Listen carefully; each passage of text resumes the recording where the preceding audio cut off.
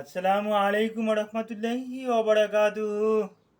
জি, আমি ডাক্তার মীর শহীদুল ইসলাম, ঐতিহ্যবাহী শেখগাঁর সিলেট থেকে আপনাদের মাঝে সংযুক্ত হয়েছি। আমার সিলেট থেকে সংযুক্ত হয়ে অন্য অন্য সময়ের মতন এই মুহূর্তেও অতি গুরুত্বপূর্ণ কোনো একটা রোগ জড়তা নিয়ে বিজ্ঞানসম্মত আলোচনা করব। এখন যে আলোচনাটা করব, দর্শক শ্রোতা আপনারা একটু যত্ন সহকারে ভিডিওটা না টেনে দেখলে খুব উপকৃত হবেন। আর দর্শক শ্রোতা, আশা করি আল্লাহ সুবহানাহু ওয়া তাআলা আপনাদেরকে ভালো রেখেছেন, আল্লাহ সুবহানাহু ওয়া তাআলা আমাকেও ভালো রেখেছেন। এখন যে বিষয়টা নিয়ে আলোচনা করব, এই বিষয়টা বিশেষ করে এই সিলেটের প্রেক্ষাপটে আলোচনাটা করব। সিলেটে এই মুহূর্তে temperature 48 degree Celsius, sorry 38 degree Celsius. হ্যাঁ, অর্থাৎ 38 ডিগ্রি, 38, তার মানে 38 ডিগ্রি সেলসিয়াস। এই 38 ডিগ্রি সেলসিয়াস এই বিগত বছরগুলিতে সিলেটে হয়নি বলেই চলে। আর এই তাপপ্রবাহটা এখন 42টা জেলার উপর দিয়ে প্রবাহমান। তাই এই তাপপ্রবাহর ফলে একটা রোগ হয়, একটা সমস্যা হয়, যেটাকে আমরা চিকিৎসা বিজ্ঞানের ভাষায় হিটস্ট্রোক বলি।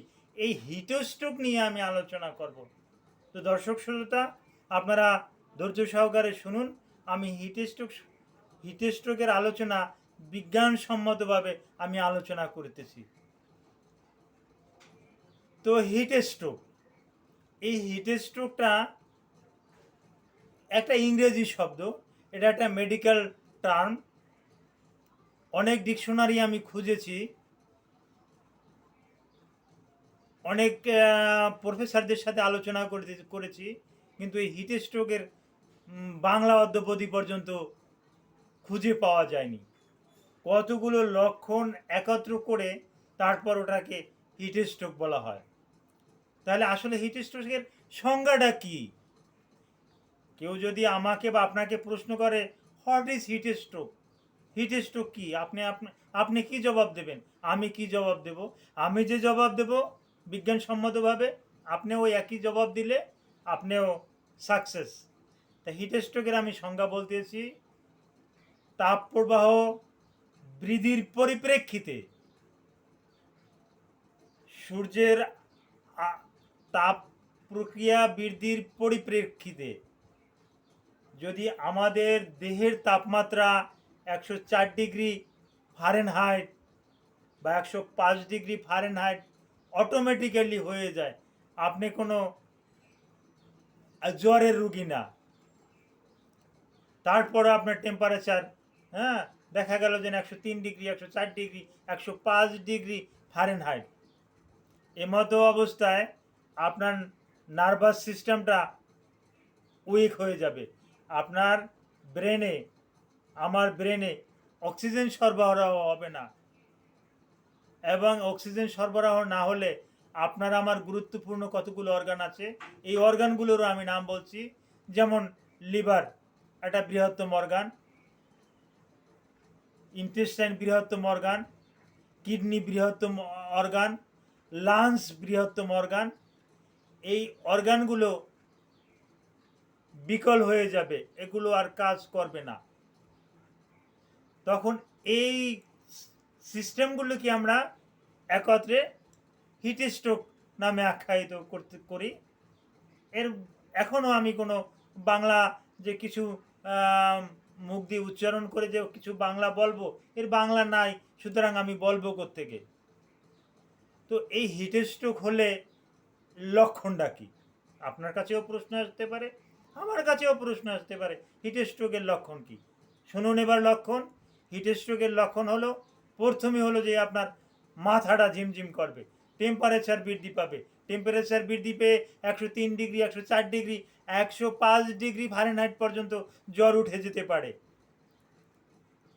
আপনার ব্রেনে যে হাইপোথ্যালামাস, আমার ব্রেনের যে হাইপোথ্যালামাস আছে, এই হাইপোথ্যালামাসে অক্সিজেন প্রবেশ করবে না, নার্ভাস সিস্টেমগুলো দুর্বল হয়ে যাবে, শরীর থেকে প্রচুর সুইটিং হবে। সুইটিং ইংরেজি শব্দ, বাংলা ঘাম, প্রচুর ঘাম হবে, শরীরের পেশিগুলো দুর্বল হয়ে যাবে, শ্বাস প্রশ্বাস দ্রুত হবে এবং আপনি অক্সিজেন, ব্রেনে অক্সিজেন নিতে কষ্ট হবে, আপনার শরীরটা একটু নীল ভাব হয়ে যেতে পারে। এগুলো হিট স্ট্রোকের লক্ষণ। এই লক্ষণগুলো দেখা গেলে আপনি কি করবেন?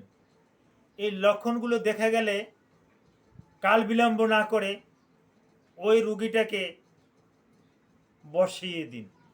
বসিয়ে তাকে ঠান্ডা বলতে স্বাভাবিক পানি খাবার দিন, তরল জাতীয় খাবার খাইয়ে দিন। তার নাক মুখে চোখে এরকম করে, হ্যাঁ, এরকম করে একটু জলের ছিটা দিন। জলের ছিটা দিলে খুব একটা উপকারে আসবে। হ্যাঁ, তাকে একটু জল খাবার দিন, একটু ডাবের জল খেতে দিন। ডাবের জল নাই, একটু লেবু আছে, লেবু দিয়ে একটু শরবত করে ওই জলটা খেতে দিন। এতে অনেকটা উপকারে আসবে। তারপর আসে বিশেষ করে ব্রেনে, তো আগেই বলছি, ব্রেনে রক্ত সরবরাহ কমে যায়। হ্যাঁ, যার পরিপ্রেক্ষিতে রুগীটাকে দাঁড়িয়ে না রেখে রুগীটাকে শুইয়ে দিন।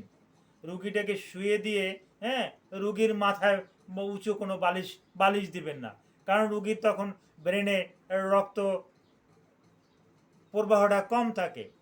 রুগীর পায়ের নিচে বালিশ দিন। রুগীর পায়ের নিচে বালিশ দিলে রুগীর পায়ে যে চলমান রক্ত আছে, এই রক্তটা মাথার দিকে দাপিত হবে, ফলে রুগী আস্তে আস্তে একটা আরম্ভ শুরু করবে।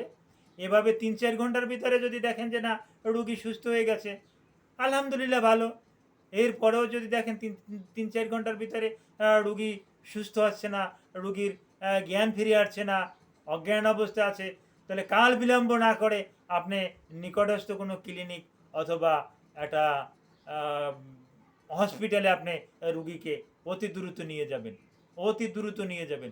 আর কিছু কিছু হিট স্ট্রোক এমনও হয় যে রুগীকে নেওয়ার আর কোনো সুযোগও থাকতেছে না। যেমন আজকে আমার জানা মতে এ পর্যন্ত আমি দুটো রেকর্ড করেছি, দুটো অনলাইন থেকে আমি জাতীয় পত্রিকা থেকে দুটো নিউজ আমি করেছি। তার ভিতরে একটা রুগী মারা গেছে ওই সিলেট সিটি সেন্টারে। এই সিলেট সিটি সেন্টারে যে মারা গেছে তার নাম শফিকুল ইসলাম। এই শফিকুল ইসলামের বয়স 35 বছর। এর বাড়ি মৌলভীবাজার। মৌলভীবাজারের জুড়ি উপজেলার নয়া গ্রামে। বাবার নাম আবু আহমেদ। এতটুকু পর্যন্ত খোঁজ আমি রাখতে পারছি যে বাবার নাম আবু আহমেদ। হ্যাঁ, এরপরে চৌহাট্টাতে একটা লোক মারা গেছে হঠাৎ করে পড়েই, রিক্সাওয়ালা, হ্যাঁ, তাকে আর কোনো রকমের সুযোগ দেওয়া হয় না, পড়েই আর কি মারা গেছে। তো এই হিট স্ট্রোকে রিক্সাওয়ালা, শ্রমিক,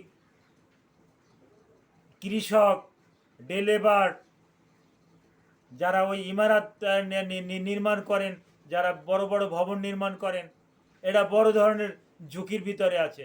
তার ভিতরে ঘন ঘন লোডশেডিং তো আছেই, পুরো ফ্যান ঘুরতেছে কুলিং সিস্টেমের ভিতরে, সেখান থেকেও দেখেন শরীর থেকে ঘাম ঝরতেছে। কি করব, কিচ্ছু করার নাই। তো আশা করি আমার এই ভিডিওটা যারা দেখবেন কম করে হলেও কিছু না কিছু উপকৃত হবেন।